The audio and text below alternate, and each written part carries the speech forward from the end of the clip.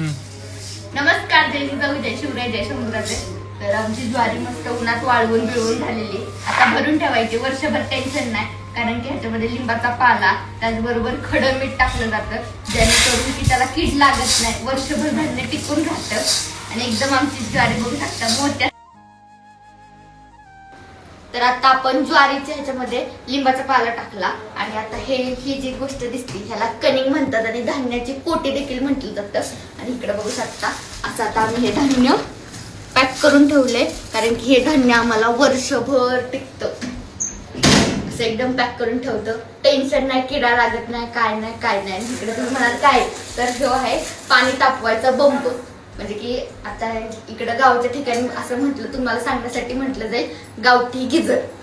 इकडं बघा, इथं लहानपणी आम्ही हितनं बघायचो की पाणी किती तापलंय, किती आहे, नाही तर हितनं भरायचं. लहानपणी आम्हाला भरता येत नव्हतं म्हणून.